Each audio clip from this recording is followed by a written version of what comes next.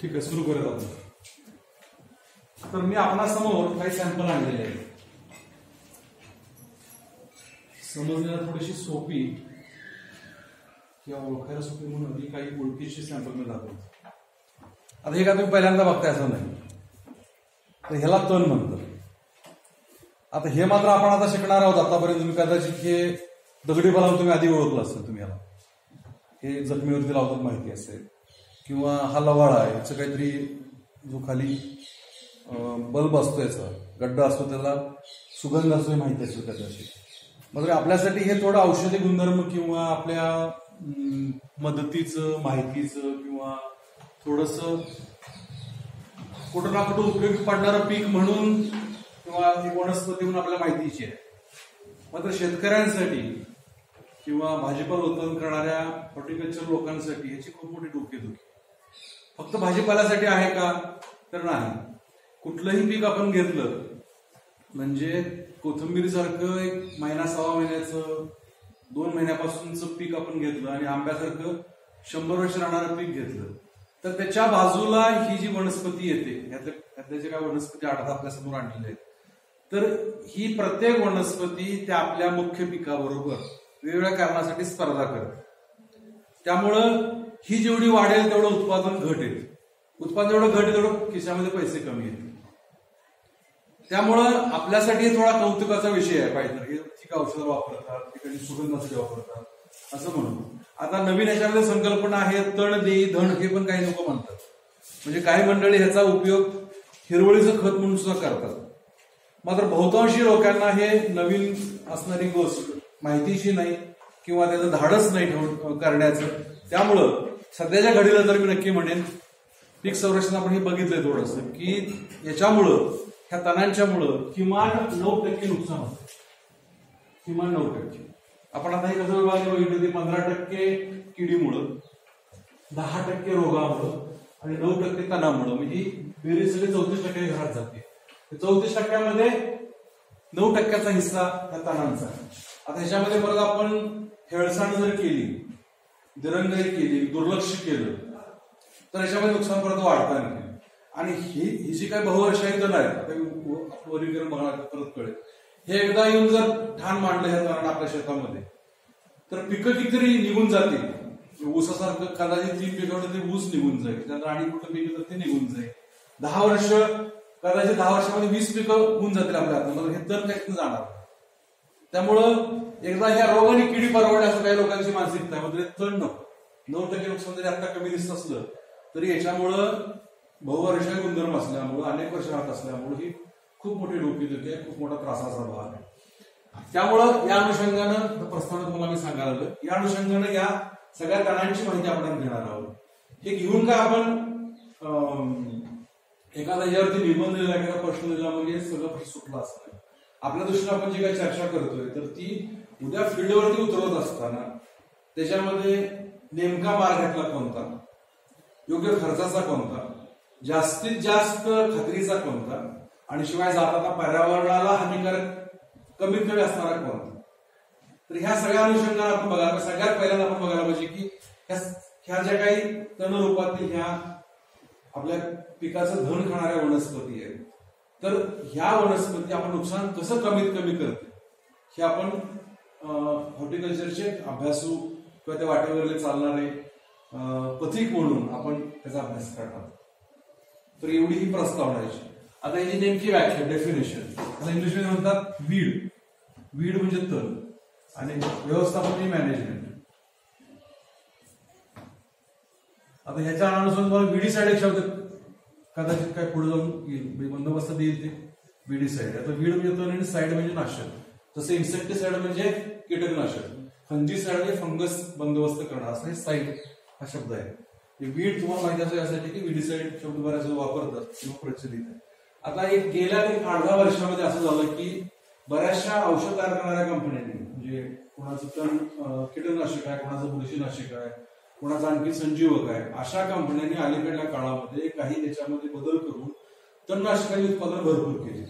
का तर ह्याच्यावरचे एक नामी उपाय म्हणजे खात्रीचा उपाय म्हणून, कमी खर्च उपाय म्हणून, जलद उपाय म्हणून लोक तणनाशक मोठ्या वापरतात. मग तणनाशकाचं नुकसान पण आहे.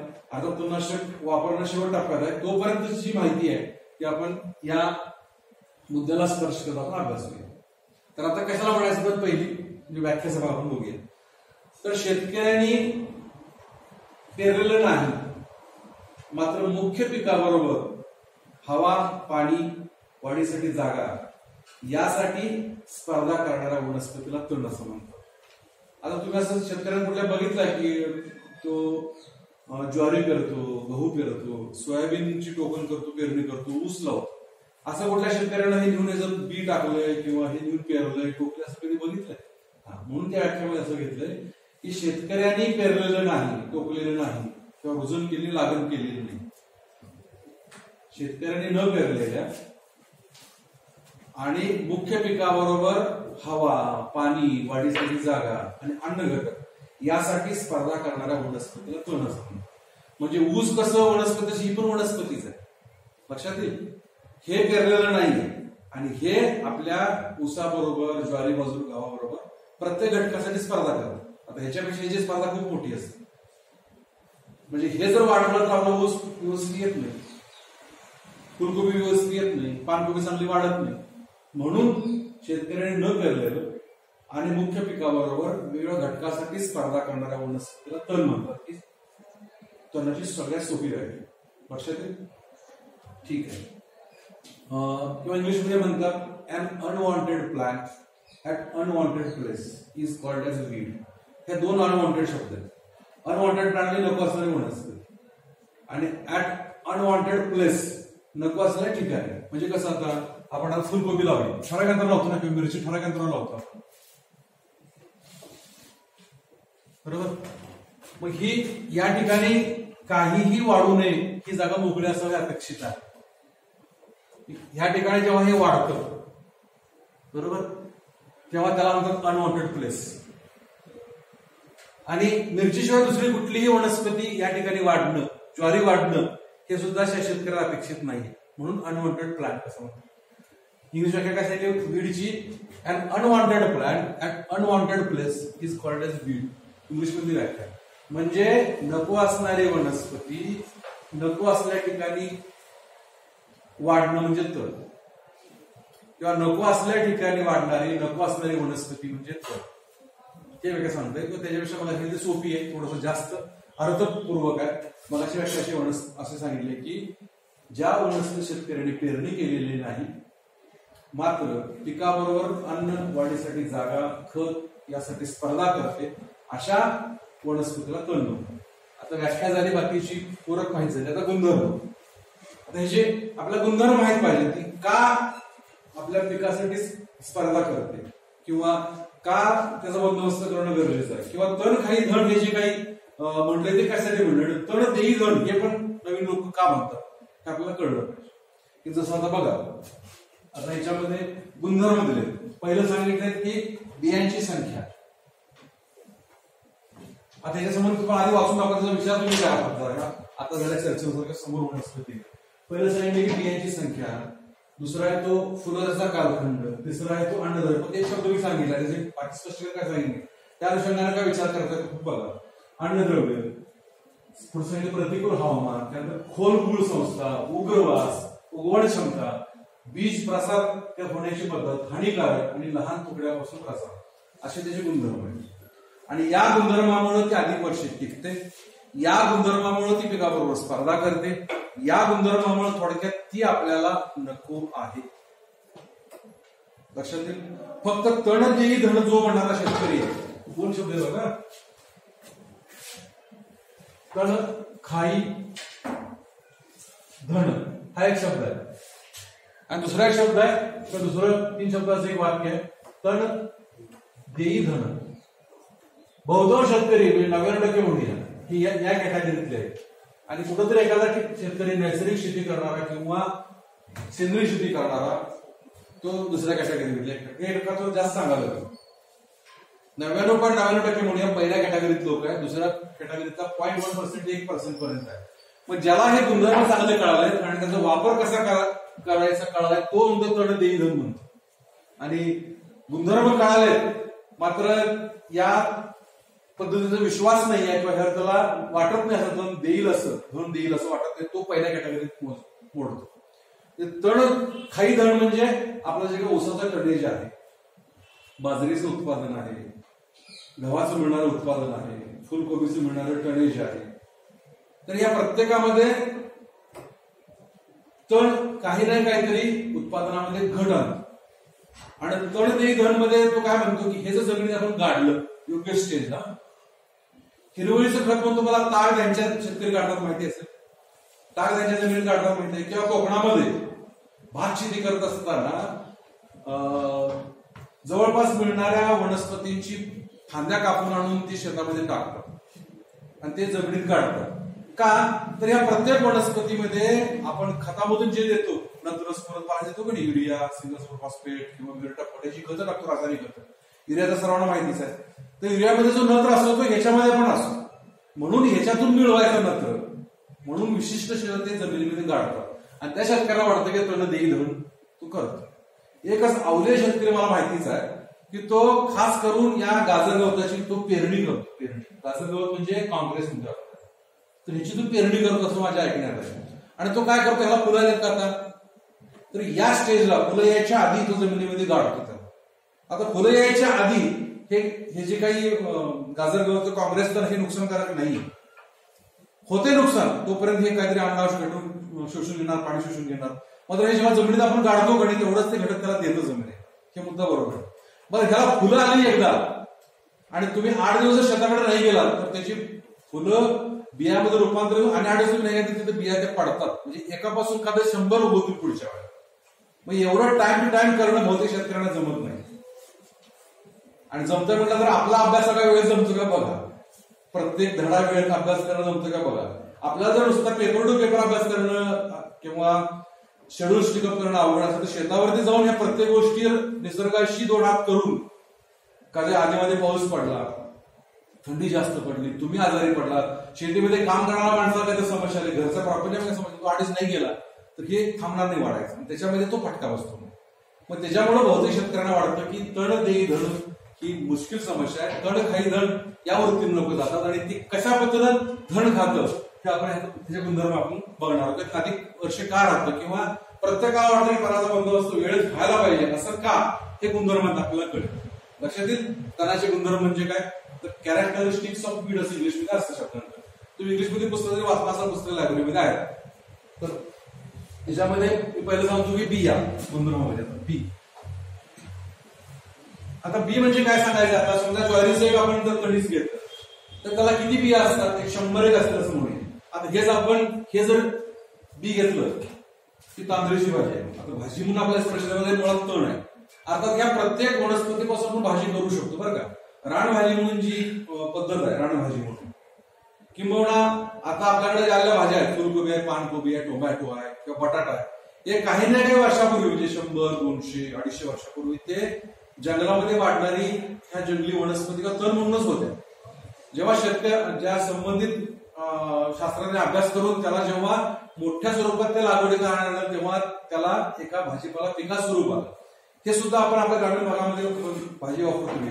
विशेषतः शरीरामध्ये काय विषारी घटक झाले असतात.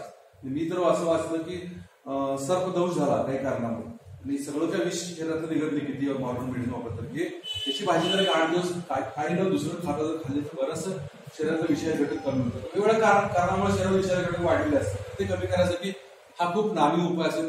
मला आयुर्वेदिक मधून अभ्यास करणाऱ्या वैद्यक प्रॅक्टिस करणाऱ्या व्यक्तीने मला सांगितलं, तरी डॉक्टर नाही मात्र एक अभ्यासू त्यांनी मला सांगितलं एवढा उपयोग पण आहे. तर ती गोष्ट भाजी म्हणून आहे.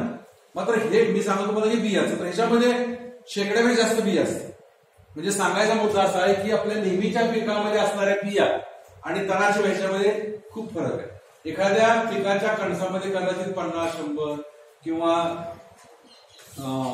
आपण आता इथे बकुळी झाड आहे दिसते तर त्याच्यामध्ये एकच बी असते. काजू घेतला तर बोंडाला एकच बी असते. तिथं मात्र एक एवढं लोबी बाहेर पडले की त्याच्यामध्ये शेकड्याने बी असते. सांगण्याचा मुद्दा असा आहे की तणाच्या वनस्पतीमध्ये बियांची संख्या प्रचंड असते. त्याच्यामुळे काय होतं हे एक या ठिकाणी असं कडून पडलं की नाही पुढच्या वेळा 100 उभं. ज्वारीच तसं होतं, एक कणीस पडलं तर 100 होते परत एक कणस. त्यातून एवढ्यातून ओढलं आणि 2-4 झालं तर मग 400-500 होतं. म्हणजे बियांची संख्या जास्त असल्याचा प्रसार जास्त होतो. म्हणजे एक जरी झाड सुरलं राहिलं तरी खूप मोठी डोकेदुखी आहे.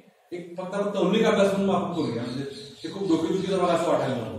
गुणधर्म काय आहे की बियांची संख्या जास्त असते, थोडं स्पीड घेतो तुम्हाला आणखी गती कळेल. दुसरा एक सांगितलंय की फ्लोरा, म्हणजे बियांची संख्या अधिक शॉर्ट मध्ये देतो. दुसरा आहे तो फ्लोरा, तर फ्लोरा लवकर येतो याला, लवकर म्हणजे आपली पिकं 3-4-5 महिन्यावर पण त्याला फुलं आलेले असतात, त्यामुळे हे फॉरवर्ड असतं. त्यामुळं याची उत्पत्ती पुढं जडजड होऊन बिया पडतात. म्हणजे आपल्याकडच्या नेहमीच्या वनस्पतींना फुलं येण्यापूर्वी याच्या बिया गळून पडलेल्या असतात. सांगण्याचा मुद्दा असा आहे, फुलं लवकर येतात, त्यामुळे याचा बंदोबस्त अधिक जलदगतीने करावा लागतो. थोडी जर आपण याच्या भेसळ केली तर स्टेज पुढे पुढे जाऊन लवकरात लवकर बिया बाहेर पडतात. तिसरं, त्यानंतर अन्नद्रव्य. तर अन्नद्रव्य शोषून घेतात खूप मोठ्या प्रमाणात. पाणी, नत्रस, फॉस्फरस हे मोठ्या प्रमाणात शोषून घेतात. पिकाने शोषणं आणि ह्याच्या मुळाने शोषणं ह्याच्यात फरक आहे. आता मूळ संस्था पुढे मुद्दा आपण घेतात, फक्त एवढं तुम्ही समजून घ्या की जोरदार अन्नघटक शोषून घेतात. पिकाला आपण पाणी देतो, पिकाच्या अगोदर हे शोषून घेतो असं सांगायचं. प्रत्येक गोष्टीत ते भागीदार होतात, वाटणीच होतात. म्हणजे समजा एखादी प्लेट दिली, पिकाचं लोकांना काय सांगितले, तेव्हा जो ताकदीचा जास्त खातो ना तो, तर जनावरांसमोर 4-5 मुक्त गोटा केला, ठराविक धान्य खायला दिलं, जे ताकदवान असतं ते जास्त खात, ही ताकदवान असतात जास्त, ते सांगण्याचा मुद्दा आहे. त्यानंतर पुढे सांगितलं प्रतिकूल हवामान. तर प्रतिकूल हवामानात तग धरण्याची वृत्ती जास्त असते. तग धरण्याची वृत्ती म्हणजे ह्याला पाऊस जास्त पडू दे, कमी पडू दे, दुष्काळ पडू दे, बर्फ पडू दे, गारपीट होऊ दे, पिकाला नुकसान मोठं होतं, नुकसान जास्त होत नाही. याच्यामध्ये रेजिस्टन्स पॉवर जास्त असतो. आपण पिकासाठी सगळी शेती करतो, मशागत करतो, वेगवेगळं सगळं करतो, यासाठी कोण करत नाही. जेवढं वेळ तेवढ्या तग धरून राहतो. त्याला नैसर्गिक देणगीपणा कदाचित असं म्हणूया किंवा रेजिस्टंट आहे आपण मान्य करूया. तर चौथा मुद्दा असा आहे की तग धरण्याची वृत्ती जास्त. प्रतिकूल हवामानात, योग्य हवामानात तर कोणी तग धरेल, प्रतिकूल हवामानात तग धरण्याची वृत्ती जास्त. प्रतिकूल हवामानाचा अर्थ आहे भरपूर पाऊस किंवा जास्त पाऊस, जास्त थंडी, जास्त ऊन, जे आपल्या पिकाला मानवत नाही ते हवामान म्हणजे प्रतिकूल हवामान. आणि त्याच्या उलटा शब्द कुठला? प्रतिकूलच्या उलटा अनुकूल हवामान. अनुकूल हवामान त्याला मानवतच, काय विशेष म्हणायचं कारण नाही. प्रतिकूल हवामानात सुद्धा मध्ये लगेच मरत नाही, तग धरत, हे सांगण्याचं. तग धरल्यामुळे त्याची जनरेशन अधिक वर्ष राहते पुढे. एखादं पीक आपलं जाईल, म्हणजे समजा आता महापुरात ऊस पीक निघून जाईल कदाचित, 3-4 पाण्याच्या वर्षात ऊस निघून जातो, नदीकडे ऊस बघता येतो, तण मात्र तसं निघून जात नाही, मरत नाही. म्हणजे असे प्रतिकूल हवामानात जगण्याची वृत्ती किंवा क्षमता निसर्ग त्याला ती दिली आहे. त्यानंतर खोलमुळे या ठिकाणी मुद्दा, म्हणजे ही जी का मूळ संस्था ती खोलवर असते. आता मग तुम्हाला सांगितलं ही जी का लवाळ आहे त्याच्यात जवळजवळ 8 ते 10 असे खाली गड्डे असतात. असा लवाळा जर एवढा दिसतो आपल्याला नुसता असा, इथे एक असतो, हे गाठी असतात, त्यातून पुढे कशी वाढ होते. आपल्याला जर साध्या ट्रॅक्टरने निघायचं मुश्किल काम आहे. आधी पद्धत होती खांदून काढायची. हरळी आणि ही लवाळ दोन जण असे 2-2.5 फूट ते खांदून घ्यावं लागतं. आणि एखाद्या शेतकऱ्याने जर जास्त वर्षे हेळसण जर केली जमिनीची बघितलं तर ही आणखी मालिका लांब वाढायचं, कॅन्सरच्या गाठीसारखं म्हणतात थोडक्यात. तर अशा ह्या खोलवर मूळ असतात. त्यामुळं 2 गोष्टी होतात, बंदोबस्त करायला अवघड आणि किती खालपर्यंत पाणी असेल का नाही तिथपर्यंत ते पाणी शोषून घेतात, किती खालपर्यंत अन्नगळ्यात शोषून घेतात. आपले उसाची मुळं किंवा नेहमीची जी काही ज्वारी बाजरी गव्हाची पण इथपर्यंत जातात, इथपर्यंत. हे मात्र ह्याच्या खालचं पाणी शोषून घेईल का? हे नाही घेणार. हे मात्र कुठं असेल तर शोषून घेतो. खोलवर मूळ संस्थेचे 2 आपल्यासाठी नुकसान होतात की तेवढं वर्ष अधिक जगतात. वरून पाणी जर कमी पडलं तर खालमध्ये ओल असते, ओल वापरात येते आणि त्याची उत्पत्ती पण खाली वाढते. अशा पद्धतीने खोलवर मूळ संस्था हे आपण या ठिकाणी बघितली. म्हणजे काय त्याच्या गुणधर्माचा तोटा आहे. 5 मुद्दे घेतले पुढचे वगैरे.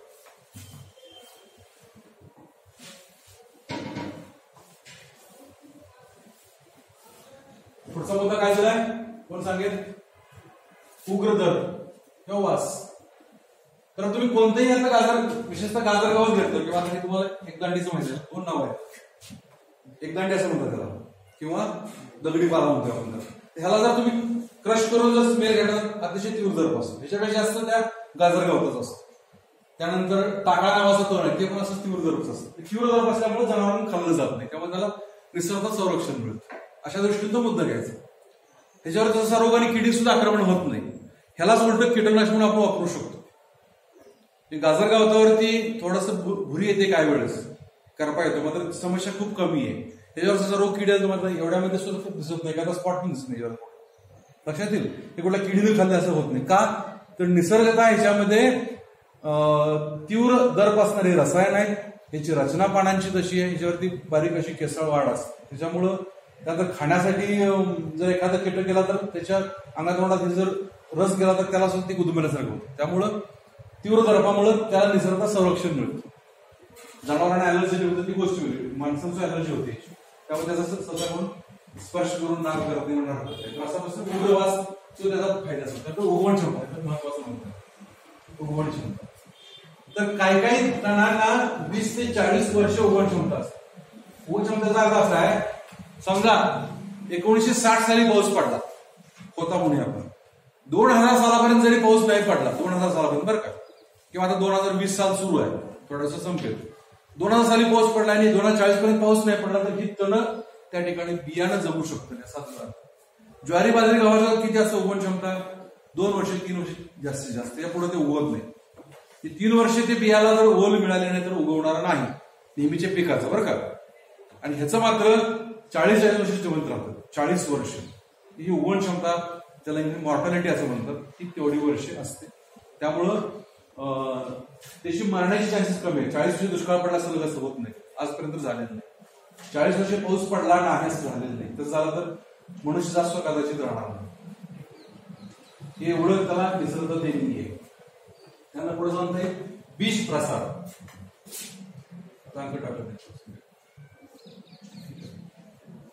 बीज प्रसार. तर बीज प्रसार म्हणजे काय आहे? आता ह्याला जे बिया तयार होतात का नाही, ह्या बिया तयार होतात. तर ह्या बिया वाऱ्याच्या हलक्याच्या झोप्याने सहज प्रसार करतात. ज्वारी बाजरी गव्हाचं बियाणं तसं जात नाही का? जातं. त्यानंतर आपण म्हातारीचं हे म्हणतो, म्हणजे कॅलाट्रोपिस एजेंटिया मराठीमध्ये माहित आहे, म्हातारीचं बी कसलं असतं ते? अशा पद्धतीची मोठी शेंग असते आणि आतमध्ये अशा बिया असतात. रुईचं थोडक्यात रुई. आणि ह्याला अशी एक सुट्ट करून दाखवते, असं बी असतं ह्याला अशा रुई. मी कापूस काही लोक म्हणतात, रुई शब्द लक्षात घ्या. तर हे बीज हलकच असतं आणि त्याला पुन्हा त्याला असे पंख लावलेले निसर्गाने आणि त्याच्यामध्ये त्याचा प्रसार खूप मोठा होतो. म्हणजे सांगण्याचा मुद्दा असा आहे, तणाचं बियाण्याची काय प्रसार होण्याची पद्धत आहे. पाण्यातून होईल, हवेतून होईल, किंवा लांडगा नावाची वनस्पती. आता बऱ्याच वेळेस जे आपल्या चपला असतात नाही, कोल्हापुरी चपला, त्यामध्ये कर आवाज करण्यासाठी त्याच्या बिया चेचून घालतात त्याच्यामध्ये. तर त्या ज्या बिया तर त्याला काटे असतात अंगावर बाहेर, आणि ते शेळ्या मेंढ्या लोकरी सहज अटकतात. म्हणजे शेळ्या मेंढ्या जातील तर ते क्रॉस करत जातात. तर सांगण्याचा मुद्दा असा आहे की तणाच्या बियांना असं काहीतरी संरक्षक किंवा प्रसार करण्यासाठी अंग असतं की ज्या माध्यमातून त्याचा प्रसार पाण्यातून, पक्षाकडून, हवेच्या द्वारा किंवा जनावरांच्याकडून सहजपणे होतो. आता आपल्याकडे जे काही तण उगवलं दिसते, जेव्हा महापूर जातो कोणी, तेव्हा जिथपर्यंत पाणी आलंय तिथपर्यंतची बरीच शेती तणाने मापली जाते. का तर तेवढं बियाणं तणातून येतं, म्हणजे तेवढं बियाणं ते पाण्यामध्ये येऊन तेवढं मापतं. किंवा आताची समस्या एवढी मोठी का आहे, आपल्या शेतामध्ये आपण खूप तण विहिरीचं विषय ठेवतो. मग आपण जे काय पाणी वाहून नेतो किंवा दुसऱ्याच्या शेतातून पाणी आपल्याकडे आलं किंवा पाठाने पाणी आपण घेऊन जातो, त्यामुळे पाण्याबरोबर थोडं तणाचं बियाणं. सांगण्याचा मुद्दा आहे की बीज प्रसार हा नेहमीच्या पिकापेक्षा प्रचंड प्रमाणात कोणत्याही कष्टाशिवाय, ज्याला विनाश आहे असं म्हणतात, तो होत. त्यामुळे हा जो मुद्दा गुणधर्म महत्वाचा आहे. 7वा मुद्दा. त्यानंतर 8वं हानिकारक. तर हानिकारक हे बियाणं तर आहेच, म्हणजे आपल्या दृष्टीने अन्न पाणी खाणं. त्यानंतर काही लोकांना याची अलर्ट झाली की खास सुटणं किंवा लहान लहान गांध्या निर्माण होणं, त्यासाठी हानी होते. आणि 9वा मुद्दा सांगितलाय लहान तुकड्यातून प्रसार.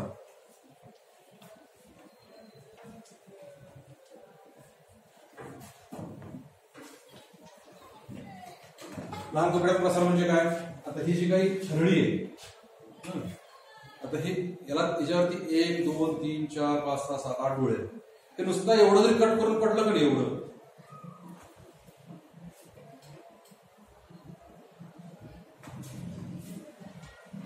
एवढं समजा, एवढं कट करून जरी पडलं, याला एक डोळा आहे एवढा सोगुण. म्हणजे हे सांगण्याचा मुद्दा असा आहे, लहान तुकड्यातून प्रसार. तुम्ही अभ्यास करताना असा अभ्यास करण्याचा प्रयत्न करा. भले सॅम्पल गोळा नाही करा पाहिजे, पण जे तुम्ही लिहिताय की नाही समोर असं लहानशी आकृती काढून तुकडे म्हणजे असं असा अभ्यास करावा, म्हणजे त्या पाठ करावा लागेल. लक्षात येईल. ते तुम्हाला आकृती काढून दाखवलं असं कळलं असं हे विषय चांगलं कळते ना. जास्त आपल्याला कल्पना करायला दुसरा लागत तुकडे म्हणजे काय म्हणायचं. किंवा निमित्त तुम्ही एवढा अभ्यास बघताय, हे असं पडलं तर उगवण येतं, बिया पडल्यानं उगवण येतं.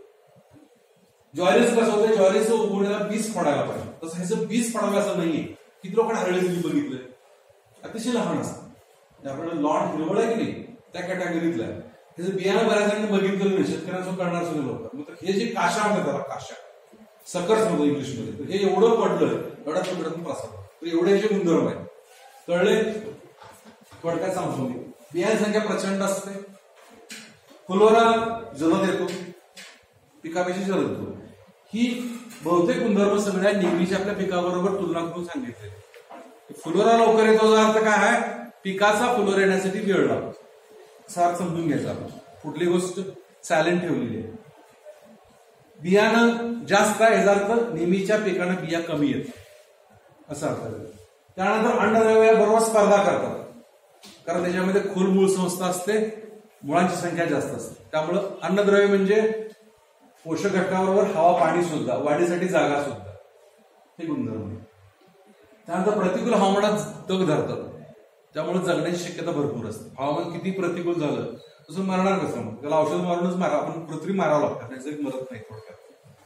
त्यानंतर खोल मूळ संस्था पुढे सांगेल, त्याच्यामुळे किती खोल पाणी असेल तिथपर्यंत जाऊन जगण्याची शक्यता भरपूर असते. उग्रवास असल्यामुळे जनावरांच्याकडून खाणं किंवा आणि कुठल्या व्यक्तीने त्याला स्पर्श करणं शक्यतो टाळतात. आता आपण ग्रामीण भागातील लोक, आपल्याला कदाचित त्याचा फार त्रास होणार नाही, मात्र शहरातले जी लोक आहेत त्यांनी थोडं गवत जरी आणलं का नाही असं खांद्यावर टाकून तरी किंवा काही गाण्यावर खास होते. लक्षात. तर त्याचं कारण असं आहे की निसर्गाने कशी व्यवस्था करून दिली की कुणीही त्याचा सहज आस्वाद घेऊ नये. जनावरांना शिंग द्यायचं काय कारण आहे, किंवा सर्पाला विष द्यायचं काय, दात द्यायचं काय कारण आहे, लक्षात येईल का.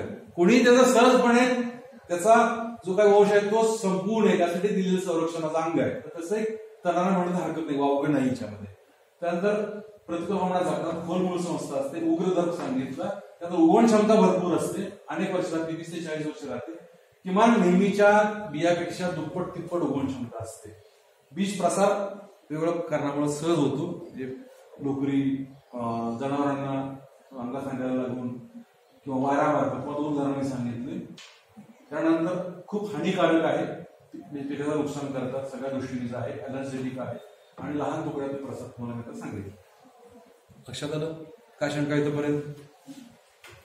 ठीक आहे, तर थोडंसं आपण थांबूयात आणि जर काय असेल तर उरलेली चर्चा आपण पुढच्या वेळा करूया. मी व्हिडिओ थांबवतो. कधी पुढचा तास आपला